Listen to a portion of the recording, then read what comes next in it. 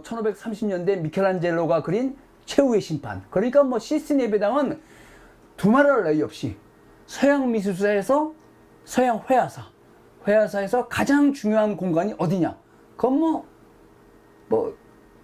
의심의 여지가 없고 망설일 여지가 없죠. 그건 시스티네 예배당입니다. 네? 여기 보티첼리, 길을 난다요, 루카 시뉴렐리 등등, 미켈란젤로의 천장화랑 최후의 심판, 라파엘로의 밑그림에 근거한 테피스트리, 그러니까 최고죠, 최고.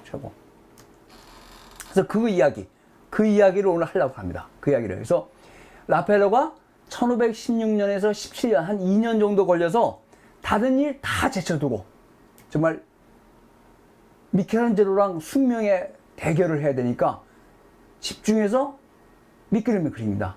근데 대개 이 밑그림은 채색을 대개는 하지 않습니다. 채색을 대개는 하지 않는데, 이 채색을 대개 하지 않고 카르톤에는 대개 채색을 잘 안 하는데 물론 하는 경우도 있습니다. 근데 이거는 테피스를 제작하고 라파엘로가 심혈을 기울여서 했기 때문에 채색까지 다 합니다.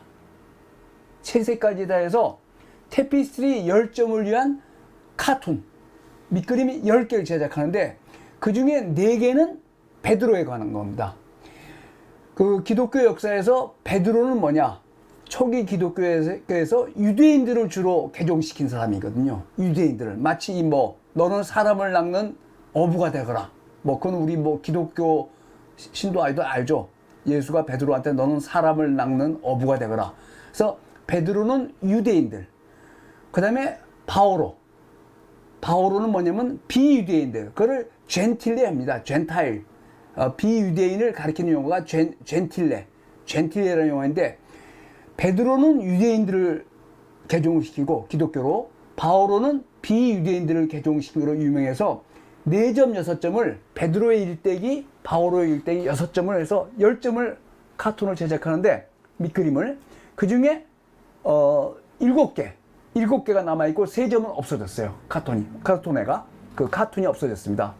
그래서 이게 이제 나중에 미켈란젤로의 천장화, 그리고 이 라파엘로의 밑그림, 이 카툰들이 서양 미술에 엄청난 영향력을 행사하거든요. 그래서 그걸 좀 자세히 살펴보겠습니다.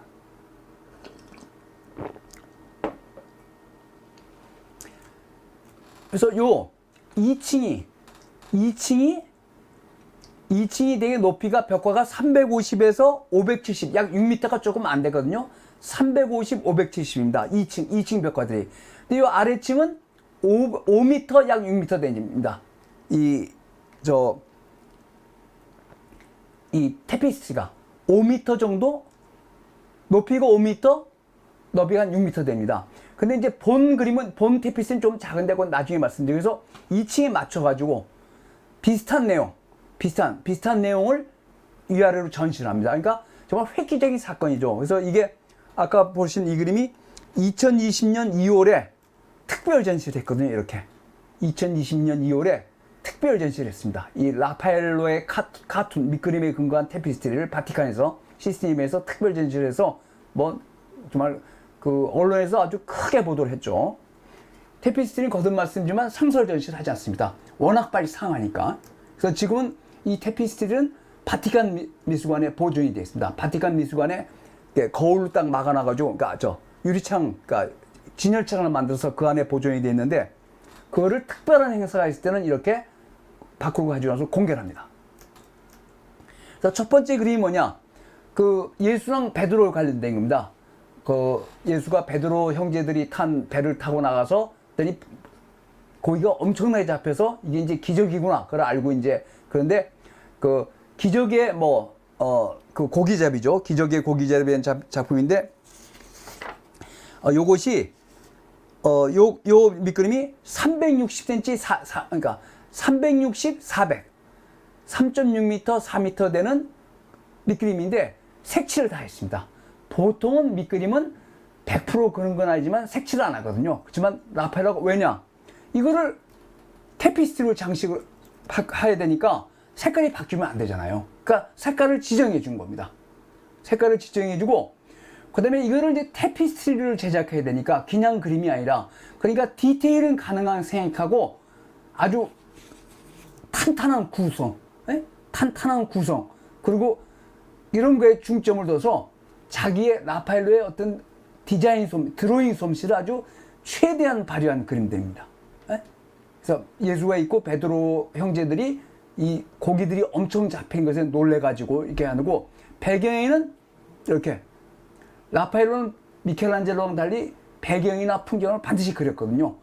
아마도 당시 바티칸의 모습 같은 이런 배경을 그려가지고, 이게 이 라파엘로의 이 카툰이 그림의 역사에서 뿐만 아니라 회화의 역사에서 뿐만 아니라 테피스의 역사에서도 굉장히 중요한 밑그림들입니다.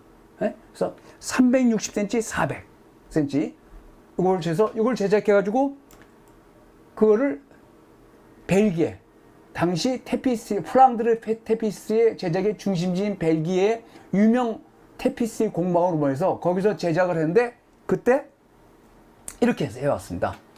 본 그림이 있고 요 밑에는 이게 레오 10세가 주문했으니까 레오 10세기 일대기, 메디치 가문의 레오 10세기 일대기를 밑에다 했는데, 요것을 위한 밑그림은 없습니다. 요것만 있어요. 그 다음에 테피스트리는 밑그림을 보고 뒤에서 직기로 짜거든요. 테피스트리 직기로 짜는데, 그래서 좌우가 바뀝니다. 거울처럼. 테피스트리는 밑그림을 보고 테피스트리 뒷면에서 또 제작하기 때문에 바뀝니다. 그래서 이게 라파엘로의 밑그림에 근거해서 제작된 벨기에 테피스트리 제일 유명한 공방에서 제작된 테피스트리입니다. 밑에는 라파엘로의 레오 10세 일대에 관련된 건데, 요 테피스트리 전체 크기가 441cm입니다. 그러니까 5m고 요건 조금 요쪽이 짧은데 441cm. 그래서 라파엘로의 밑그림, 이 밑그림에 근거해서 이렇게. 그래서 이제 좀 달라지죠. 라파엘로가 색을 거의 지정했지만 테피스트리는 좀 달라집니다. 달라지고, 라파엘로는 어느 정도로 했냐, 이 원근법도 신경 쓰고 아니라 빛과 그림자, 이런 테피스트는 이런 이 사람들의 근육이나 이런 미켈란젤로적인 근육 이런 거죠. 그런 것도 굉장히 신경을 썼는데, 테피스트리는 그게 잘 강하게 드러나진 않습니다. 하여튼 그래도 테피스트리 밑그림의 역사에서는 가장 중요한 밑그림입니다. 가장 중요한 카툰입니다. 카툰. 근데 이게 보존이 되어 있습니다. 밑그림도 보존되어 있고 테피스트리도 보존되어 있고, 밑그림도 테피스트리 보존. 그러니까 정말 회화 역사에서 굉장히 중요한 작품들이죠. 그래서 그 때문에 이게 이제 현재 바티칸에 있는 테피스트리고, 이 밑그림이 워낙 유명한 밑그림이니까 그 밑그림에 의해서 다른 유럽의 왕족이나 귀족도 주문해서 유럽의 한 서너 군데 관련 테피스트리 제작되어 있습니다. 라파엘로의 밑그림에 근거해서 요 장식은 다르죠. 이 가장자식의 장식은 다른데, 유럽의 뭐 드레스덴, 그 다음에 뭐 이런 베를린, 이런 만토바, 이런데 테피스트리 제작되어 있단 말이죠. 그래서 하여튼 회화 그리고 테피스트리 역사에서 아주 중요한 밑그림이고 테피스트리입니다. 근데 이게 뭐냐면, 테피스트리를 제작할 때 조금 이따 보시겠지만, 그냥 테피스트리는 원래 양털로 하죠. 양털로 직기로, 기계로 짜는데 직기로 짜죠. 근데 그 테피스트리에 비단을 넣으면 가격이 4배 좀 올라간대요. 그 다음에 금이나 은으로 실로 만들어서 짜면 가격이 10배 이상으로 올라간답니다. 이 바티칸 테피스트리는 비단뿐만 아니라 금실, 은실을 썼습니다. 그래서 이게 약탈이 됐어요. 그건 나중에 조금 이따 이야기하겠습니다. 그러니까 테피스트리를 그냥 양털로만 짜는 거랑 거기다 비단을 쓰는 거랑 가격이 4배로 뛰고, 금실, 은실을 쓰면 가격이 10배 뜁니다. 이게 크기가 5m, 5m니까 금실, 금을 얼마나 많이 쓰겠습니까? 그래서 이 테피스를 태우면 금이 상당히 나온대요. 금이나 은이. 그러니까 아주 돈이 엄청 들었겠죠, 돈이. 그래서 밑그림은, 카툰은 로마에서 제작돼서 벨기에 브뤼셀로 보내서 거기서 당대 최고의 공방에서 제작을 해서, 그게 1519년에 성탄절 아니면 성탄절 다음날 시스틴 예배당에 전시가 됐습니다. 근데 10점이 다 오진 않았어요. 그 9점이가 왔다 그러죠. 근데 라파엘로는 1520년 4월에 죽어버리니까 이제 보시는데 그 밑그림은 어디 가냐? 그 밑그림은 어떻게 우여곡절 끝에서 제노바의 한 귀족이 삽니다. 제노바의 귀족이 샀다가 나중에 영국의 찰스 1세라는 왕이 왕세자 시절에 그 밑그림을 구입하게 돼서 밑그림은 지금 영국에 가 있습니다. 밑그림은. 테피스트리는 바티칸에 있고. 그러니까 밑그림의 역사가 그렇게 됩니다.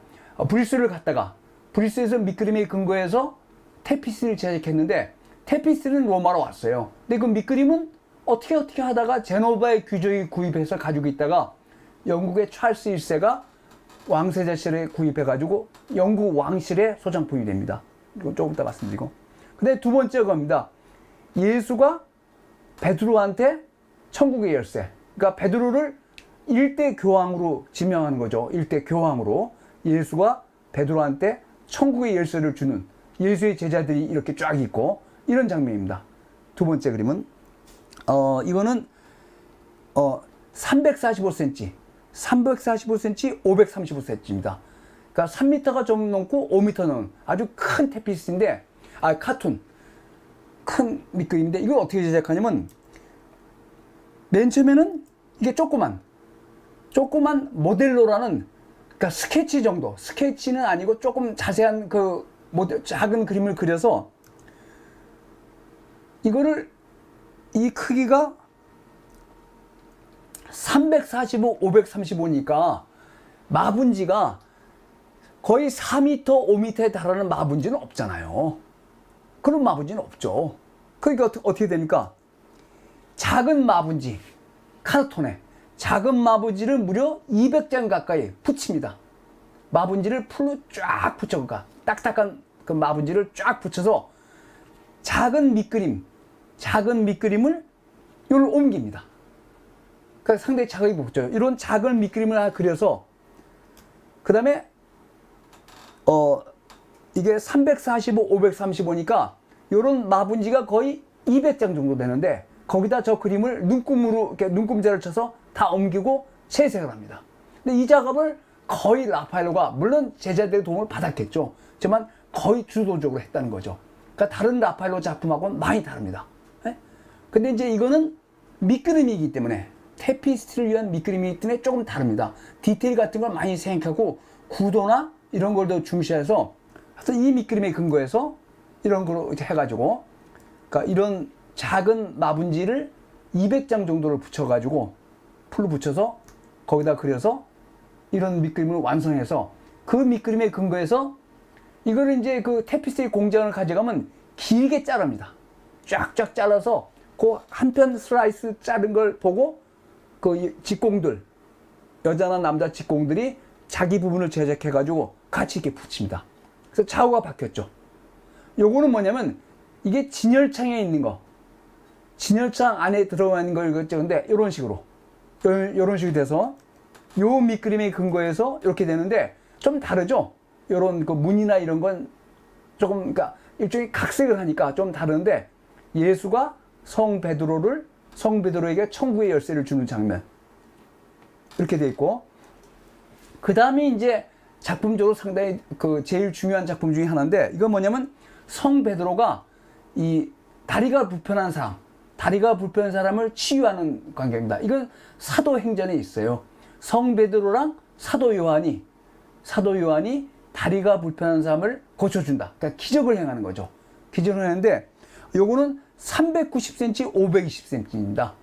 390cm, 520cm인데 이것도 아까 보시다시피 이런 식으로 작은 마분지를 200장 넘게 붙여가지고 거기다 옮긴 그림이란 말이죠.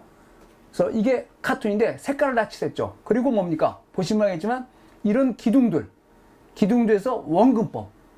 이 테피스트리에서 원근법을 구하는 경우는 드물거든요. 테피스트리는 조금 더 보시면 알겠지만 테피스트리는 굉장히 평면적입니다. 그림이. 공간의 깊이 같은 건 신경 안 써요. 그냥 굉장히 평면적인데 라파엘로는 테피스트리의 원근법을 구현하기 위해서 기둥들을 쫙 늘어서 원근법을 보여주고 있죠. 그죠?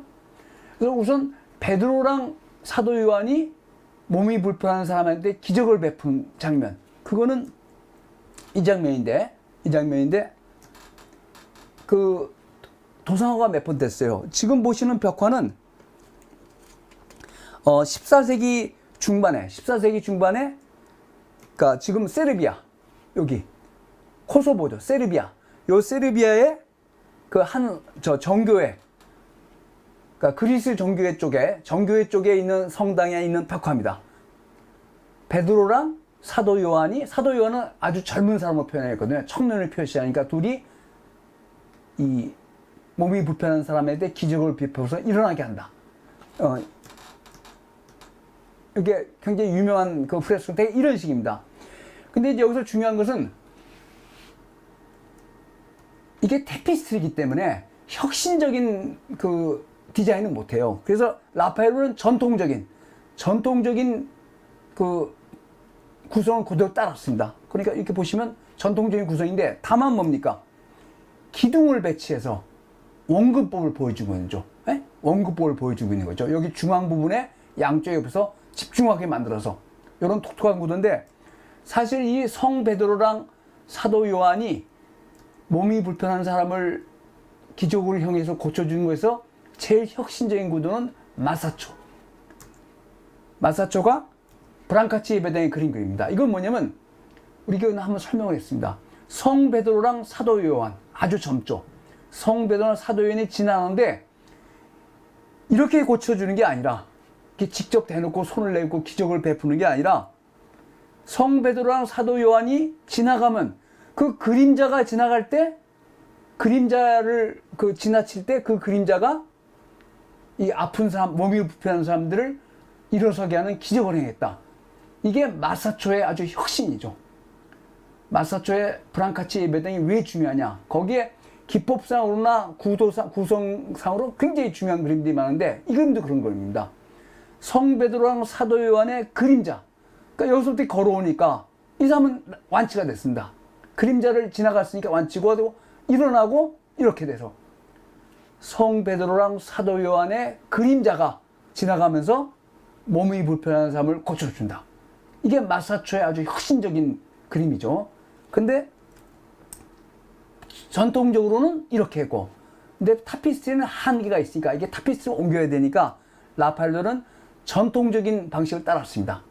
성 베드로가 몸이 불편한 손을 잡고 기적을 베푸는데 다만 뭡니까? 이 기둥, 소위 솔로몬의 기둥을 배치해서 아주 웅장한 느낌을 주고 원근법을 썼죠. 그래서 이 타피스트리가 어떻게 나왔냐? 이렇게 나왔습니다. 그러니까 이 원근법이 잘 드러나진 않지만 하여튼 원근법을 실현한 아주 드문 테피스트리 중 하나입니다. 네? 그러니까 많이 다르죠. 아까 우리가 이 밑그림, 이 카툰 밑그림하고 이 테피스트리는 아무래도 온기가 다른데 하여튼 이렇게 이 그림이 이런 식으로, 그래서 원근법을 확실히 보여주기 위해서 이런 식으로 했단 말이죠. 그래서 상당히 중요한 밑그림입니다. 상당히 중요한 밑그림이고, 그 다음에 여기 이제 이런 A의 이런 근육을 강조한 것은 테피스를 옮기기 위해서 여기는 이렇게 잘 드러나지 않죠. 이게 이제 테피스가 빛이 때문에 많이 바래거든요. 그런데 다른 쪽에 있는 테피스트들은 어느 정도 이게 근육이 보입니다. 그러니까 약간 근육을 과장한 거죠. 테피스를 옮기기 위해서. 이거는 바티칸이 아니라 다른 쪽에서 보존하고 있는 테피스트입니다. 다른 쪽에서. 그래서 라파엘로의 밑그림에 근거한 테피스가 여러 점 제작됐거든요. 여러 세트가. 그 다음에 여기 이제 이 기둥들. 이 라파엘로의 기둥은 우리가 한번 했지만 솔로몬의 기둥. 솔로몬의 신전에 있던 이 기둥이라고 하죠. 이 나선형 기둥들. 네? 솔로몬의 신전에 있던 기둥들인데, 이건 이제 브랑카치 예배당이고, 브랑카치 예배당의 요 장면. 네? 성 베드로랑 사도 요한이 지나가면서 그 그림자가 스치는 몸이 불편한 사람은 기적을 받아서 일어난다. 정말 혁신적인 구도인데, 그렇게는 못했지만, 이게 솔로몬의 신전에 있었다고 주장되는, 실제 그런지 아니지만 주장되는 그 나선형 기둥이 현재 베드로 성당의 중앙 재단 옆에 있죠. 그 다음에 그거를 흉내내는 거. 여기 우리 저번에 봤죠. 콘스탄티누스 홀, 라파엘로 방의 콘스탄티누스 홀에 요 솔로몬의 기둥 있고, 그 다음에 뭡니까? 베르니니가 17세기에 제작한 이 거대한 청동 솔로몬의 기둥, 유명한데, 그래서 그런 걸 써서 이렇게 원근법을 강조하기 위해서 중앙의 핵심을 둬가지고 이런 구도를 써서 그거에 근거해서 테피스트리가 좌우가 바뀌니까 이런 테피스트리가 남아있습니다. 이런 테피스트리. 그리고 밑에는 레오 10세기 일대에 관련된 내용을 가장자리에 제작해놨습니다. 이렇게. 나중에 테피스트리 좀 보시면 알겠지만 이런 테피스트리가 없습니다. 이런 구도를 가진 테피스트리가 없어요. 그러니까 테피스트리 역사에서도 굉장히 중요한 밑그림입니다. 그래서 다른 도시, 만토바나 이런 유명한 왕족이나 귀족들도 라파엘로의 밑그림에 근거한 테피스트리를 제작해서 이 가장자리는 자신들의 문장 또는 자신들이 좋아하는 장식을 하게 놔둡니다. 그 다음에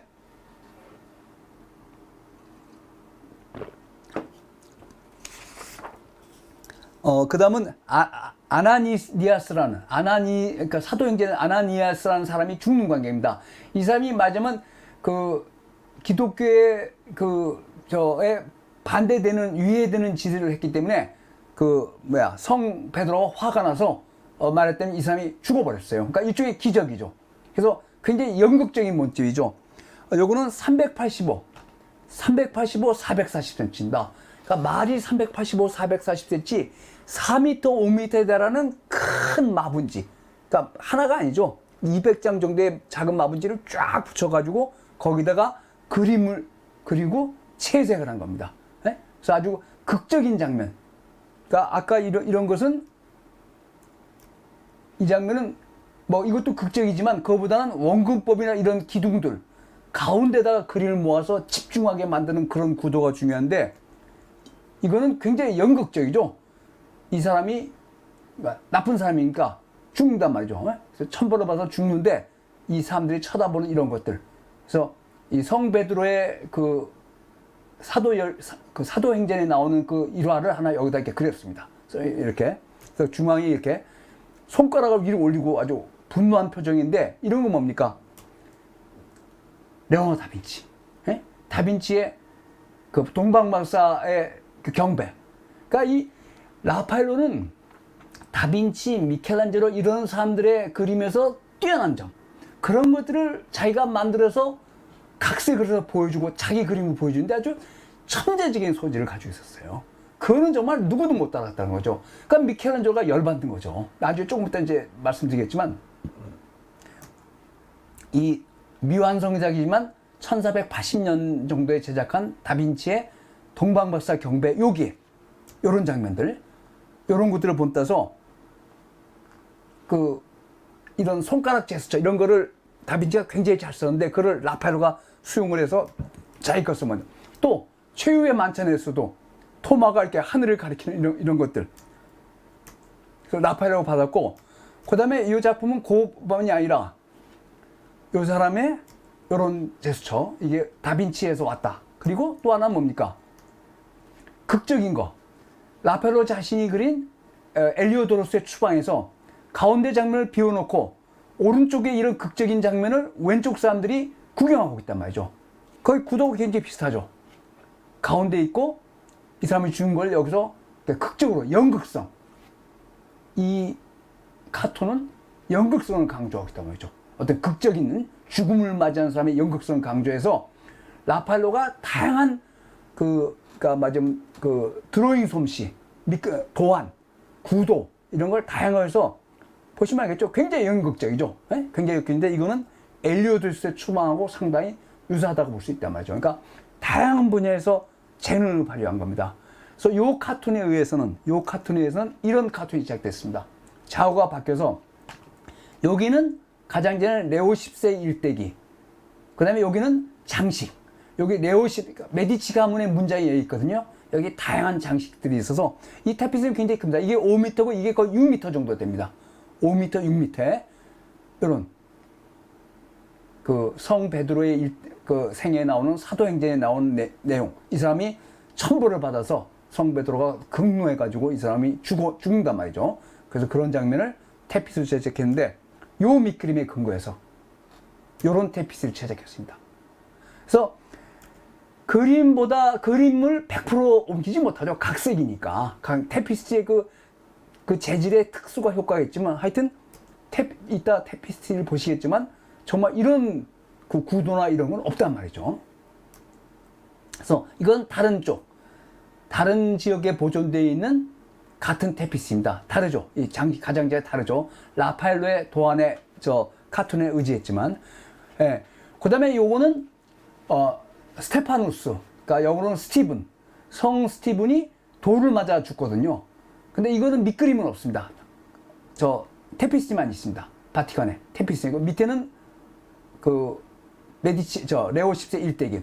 이 돌을 맞아 죽은 이 사람의 일대기인데, 요거는 밑그림이 없어졌어요. 밑그림이 10점이 라파엘로가 제작했는데, 지금 7점만 남아있습니다. 7점만. 그래서 이건 없습니다. 그래서 이건 다른 지역에서 가진, 그러니까 같은 밑그림에 근거했다는 걸 알 수 있죠. 그죠? 그리고 요거는 장식은 그 주문한 귀족이나 왕족에 관련된 장식들, 이런 거 있단 말이죠. 여기 문장이 있고.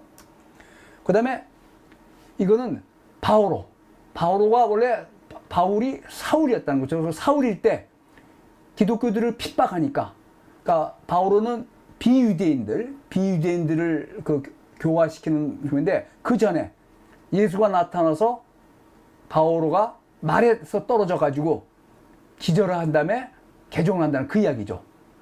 그래서 요것도 밑그림이 없습니다. 밑그림이 없는데 카툰이 없습니다. 라파엘로가 그린 카툰은 없는데 요 태피스에 근거해서 구성을 알 수 있습니다. 하느님이 예수가 이렇게 나타나서 바울이 말에서 떨어졌어요. 이 자세는 뭡니까? 이거랑 비슷하죠. 아담의 창조에서 하느님이 하느님의 모습이, 예수의 모습이 옆으로 한 거나 손을 버리고 거의 비슷하잖아요. 말에서 떨어져서 사울이, 이때는 사울이었으니까, 이제, 맞으면 개종을 한다는 그 장면을 아주 극적으로 그렸죠. 근데 미켈란젤로가 왜 라파엘한테 열을 받지 않을 수가 없냐면, 이거 자기 거 베꼈거든요. 자기 거 베꼈지만,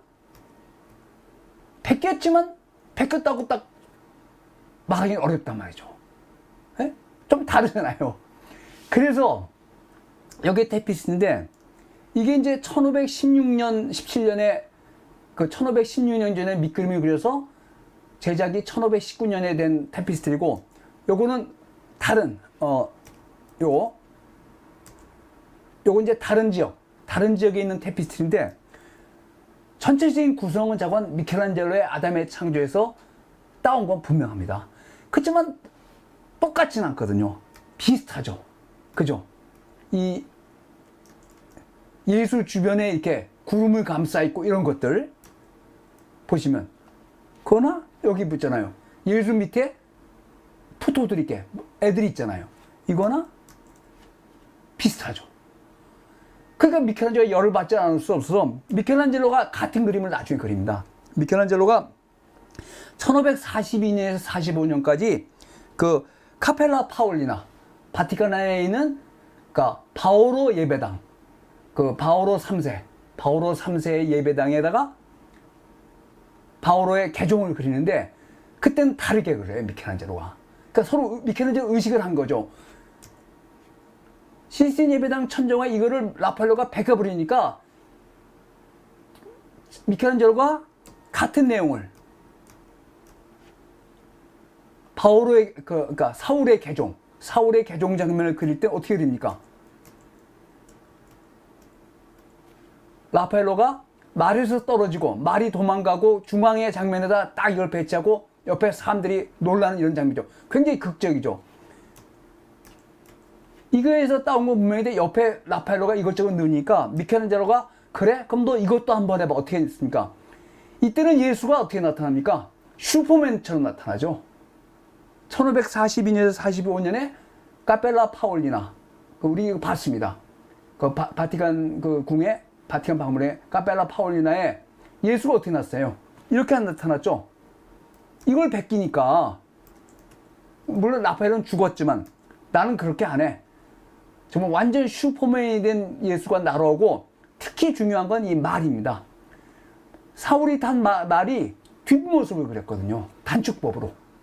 그러니까 라파엘은 죽었지만 라파엘 말은 이렇게 가거든요. 이렇게 했는데 옆으로 쓴 예수인데 옆으로 날아오는 예수인데 나는 그거보다 더 높아. 수가 높다고 예수를 완전 단축법을 써가지고 예수가 슈퍼맨처럼 하늘에서 아래로 내려오면서 정말 뭐 성스러운 벼락을 치는 거죠. 그리고 그 말은 도망갑니다. 뒷모습을. 이게 단축법을 쓴 거죠. 그러니까 이 말하고 다르죠. 이거랑 다르죠. 그러니까 미켈란젤로가 라파엘로는 1540년에 이미 죽었지만 라파엘로의 그 바오로의 개종 또는 사울의 개종을 의식해서 다른 식의 그림을 그렸단 말이죠. 그러니까 서로 의식한 거죠. 미켈란젤로가 그러니까 라파엘로한테 열받지 않을 수가 없죠. 저 녀석 걸핏하면 내 걸로 훔쳐다 쓰는데 정확한 증거는 없고, 그러니까 1540년대 카펠라 파올리나 그 바오로 예배당에 그린 사울의 개종은 다른 식으로 그렸단 말이죠. 근데 보시면 있지만 미켈란젤로는 풍경은 거의 잘 못 그렸습니다. 풍경은 잘 못 그렸죠. 다르죠. 이렇게 다른데 풍경은 밑그림이 없지만 풍경은 다른데 하여튼 이런 자세를 베끼니까 자기는 예수를 완전히 슈퍼맨, 말은 엉덩이를 보이게 하고 도망가는 말, 이런 식으로 보였단 말이죠. 그러니까 미켈란젤로가 이 그림을 그릴 때 라파엘로의 이 밑그림, 이 테피스를 봤을 테니까 미켈란젤로가 당연히 이 테피스를 봤죠. 밑그림은 봤는지 안 봤는지 모르지만 이 당연히 봤으니까 이렇게 안 하고 다른 식으로 그렸단 말이죠. 1540년대. 그래서 두 사람의 그 관계, 이 정말 영원한 라이벌이죠. 라파엘로는 근본적으로 레오나르도 다빈치 그림에 의존하고 있습니다. 물론 미켈란젤로도 많이 모방했지만 이 셋의 영원한 그 숙명의 라이벌들. 그 다음에 요거는 이제 아마 바오로 이야기입니다. 바오로가 이 총독이 기독교의 호의적인 사람이었는데 이거는 비유대인적입니다. 어떤 그 기독교에 반대하는 사람을 눈을 멀게 해서 총독이 개종한다 이 뜻입니다. 이거 상당히 극적인 장면이죠. 극적인 장면인데 아까 이 사람이 죽는 이 광경, 이거보다는 좀 못하죠. 이거보다는 좀 못하지만 이렇게 극적인 어떤 연극적인 성 베드로 일대기에서 이 사람이 그 배교의가 그 기독교에 위해드는 행위라는 사람이 죽는데 이 연극적인 효과, 그거보다는 떨어지지만 하여튼 그 장면입니다. 가운데 이 총독이 있고 그래서 총독이 이 사람이 눈이 머는 걸 보고 기독교로 개종했다는 거죠. 그래서 굉장히 연극적인데 바오로의 일대기에 나오는 내용이고 요게 이런 식으로 타피스트가 제작되어 있습니다. 이런 식으로 좌우가 바뀌어서. 그 다음에 이거는 바오로가 어디 유대 지역이 아닌 다른 지역에서 기적을 행하니까 그 사람들이 바오로가 이교도 신인지 알고 제물을 바치는데 바오로가 막 절망하는 장면입니다. 그래서 고대 로마의 건축이나 동상이 써 있고 제물을 바치는 이런 장면들, 이렇게 미켈란젤로인 근육에 제물이 바치려다가 바오로가 절망하는 이런 장면인데 이것도 굉장히 극적인 장면이죠. 이런 식으로 테피스트가 제작되어 있습니다. 바오로. 그리고 밑에는 레오 10세 일대기. 그래서 되게 높이가 5m, 6m 정도 되고 테피스트리는 카툰은 3, 4m, 5m, 3, 4m, 4, 5m 정도는 아주 큰 테피스트리. 카툰의 밑그림에다가 의거해서 이런 식으로 테피스트리를 제작했단 말이죠. 그 다음에 바오로가 아테네에 가서, 아테네는 비유대 지역이니까 거기 가서 설교를 하는 장면입니다. 사람들의 다양한 표정들, 그거를 찬성하는, 거기에 감동하는 사람들, 시큰둥하는 사람들, 반대하는 사람들, 그건 다양한 사람들의 표정을 그린 바오로가 아테네에서 설교하는 장면입니다. 그거에 근거해서 이런 식으로 테피스가 제작되어 있고 밑에는 레오 10세 일대기, 옆에는 아주 화려한 장식. 예, 그 다음에 이제 마지막으로 밑그림이 없는 것 중에 바오로가 감옥에 갇혀 있는데 지진이 일어나서 바오로가 탈옥하게 됩니다. 바오로가. 그래서 그 장면을 그린 겁니다. 근데 이거는 밑그림이 없습니다. 그렇지만 태피스를 보면 재미있는 게 이건 뭡니까? 그 라파엘로의 방에서 엘리오드루스의 방에, 엘리오드루스 추방의 그 방에 있는 성 베드로의 탈출, 심해, 성광, 성스러운 빛으로 둘러싸인 천사가 나타나서 그 베드로를 감옥에서 탈옥시키는 장면이죠. 야간 장면 유명한 우리 봤죠. 근데 바오로는 어떻게 탈옥하냐? 지진이 일어나서 바오로의 감옥이 무너져서 감옥이 나온다. 그래서 이렇게 했습니다. 여기 완전 슈퍼맨인데 아이디어가 괜찮죠. 요 액자, 이 틀이 깨졌단 말이죠. 그러니까 이건 밑그림은 없지만 라파엘로의 밑그림은 없어졌지만 지진이 일어나는 장면을 이런 거인이, 슈퍼맨이 옆에 이 테두리를 없앨 정도로 강력한 슈퍼맨이 지진을 일으켜가지고 여기 지진을 일으켜서 바오로가 나온다. 그래서 요 장면 옆에 요 바오로의 그러니까 바오로의 탈옥. 그러니까 재밌게 그렸습니다. 그러니까 이 아이디어가 대단하죠. 요걸 깼단 말이죠. 요거를 없애고, 그래서 베드로가 탈옥하는 장면은 야간 장면으로 벽화를 묘사를 했고, 바오로가 탈옥하게 되는 것은 밑에서 지진, 이런 거한이 나타나서 이거를 깨부술 정도로 감옥으로 나온다. 그 다음에 이제 옆에 그 화려한 장식들, 메디치 가문의 문장들, 그다음에 아주 화려한, 이게 이제 그로테스크에서 온 겁니다. 그로테스크 장식인데 거기서 나온 다양한 장식들이 옆에 가장자리를 형성하고 있습니다. 그래서 라파엘로의 밑그림 열정, 그거에 근거해 제작한 태피스의 열정, 이게 정말 미술사에서 획기적인 작품이었단 말이죠. 그러니까 시스틴 예배당에 뭐 정말 맘먹는 그 평가를 받는다, 이렇게 아시면 됩니다. 그래서 요 밑그림은 라파엘로가 1516년, 17년에 제작해서 브뤼스를 보내는데, 그 다음에 그것이 이탈리아 제노바의 한 귀족이 샀다가 나중에 찰스 2세가 왕세자 시절인 1623년에 구입을 합니다. 그래서 이게 영국 왕실의 소장품입니다. 그 밑그림이. 근데 3점은 없어요. 그 7점에서 현재 영국의 빅토리아 앨버트 박물관, 이 빅토리아 앨버트 박물관이 소위 응용미술, 그러니까 뭐 공예품 이런 걸로 굉장히 유명한 박물관인데, 빅토리아 여왕 그리고 앨버트 공, 빅토리아 이 영국 가문이 지금 엘리자베스 찰스 저기도 그렇고 원래 하노버 쪽이에요. 그러니까 독일 가문 출신이다. 하노버 왕조입니다. 하노버 왕조고 이 앨버트 공은 작센 가문입니다. 그러니까 영국 중 왕실이 원래 뿌리가 독일 가문입니다. 하노버 가문이고 앨버트 공은 작센 가문입니다.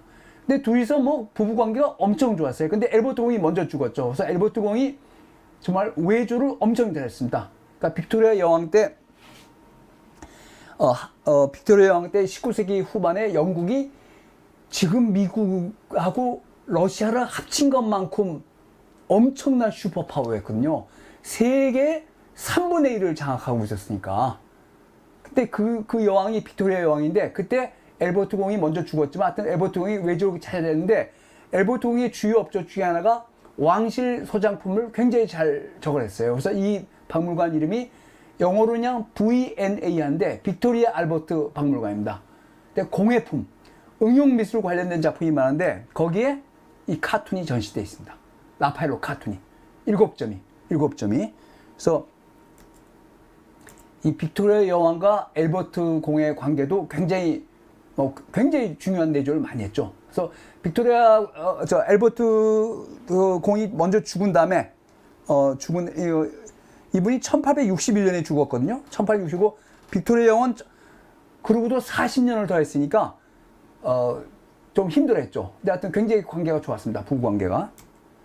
그래서 이렇게 영국 왕실 소장품이 돼서 그 라파엘로 카툰이 영국 왕실 소장품 중에서도 제일 중요한 소장품의 하나가 됩니다.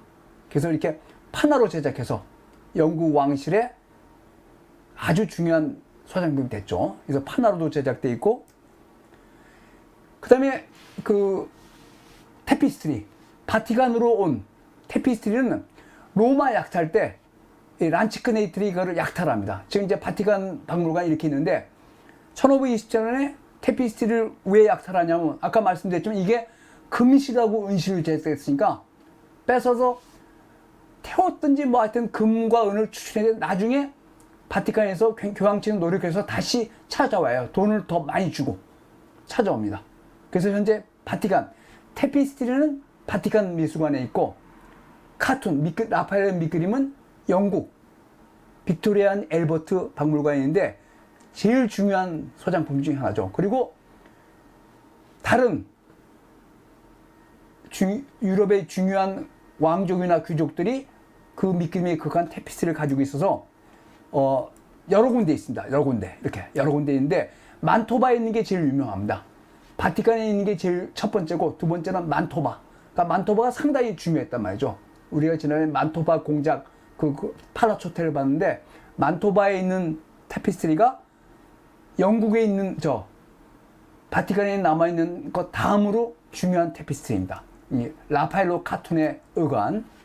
그래서 이렇게 지금 카툰은 밑그림은 7점이 남아있습니다. 7점. 그리고 요 3점.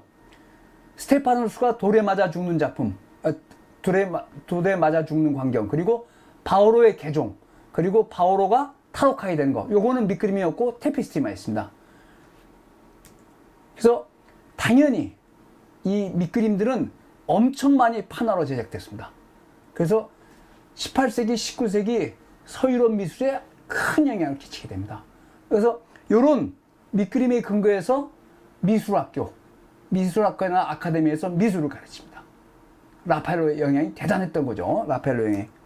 또 이런 그 도자기, 마요리카 이런 도자기로도 제작되고 다양한 매체로도 밑그림이 활용되고, 그렇지만 이 테피스트리가 여기 걸리면 시스틴 예배당에 아까 말씀드린 2020년에 라파엘로가 뭡니까 1520년에 죽어 있으니까 라파엘로 서거 500주년 기념으로 해서 여기에 특별 전시를 했단 말이죠. 그래서 정말 난리가 났죠. 이렇게 이 라파엘로 밑그림에 의한 테피스트리 2020년 2월에 바티칸에 특별 전시가 됐습니다. 이렇게 특별 전시가 돼서 이런 식으로.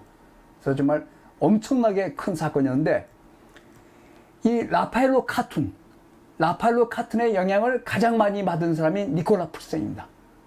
나중에 이제 보지만 그 마지막 신고전주의의 아버지라고 볼 수 있는 풀생이 17세기의 중반을 장식한 고전주의 주조인데 이 보시면 비슷하죠. 이게 예수가 베드로한테 열쇠를 준 장면입니다. 예수가 베드로한테 열쇠를 준 장면이고 이런 장면들, 그죠? 이것도 겁니다. 베드로랑 요한이 기적을 행하는 작품인데, 이런 것들이 라파엘로 카툰의 결정적인 영향을 받아서 라파엘 카툰의 가장 큰 영향을 받은 사람은 니콜라 풀생입니다. 그래서 소위 나중에 고전주의 그림에 크게 영향을 미치죠. 상당히 비슷하죠. 상당히 이렇게. 그래서 니콜라 풀생한테 제일 큰 영향을 미쳤다. 그러고 이런 그림들에서 2020년 이게 아주 특별 전시라거든요. 잘 전시는 아닙니다. 테피스트리는 잘 전시인데 2020년 2월에 라파엘로 서거 500주년을 기념해서 바티칸에서 특별 전시를 했죠.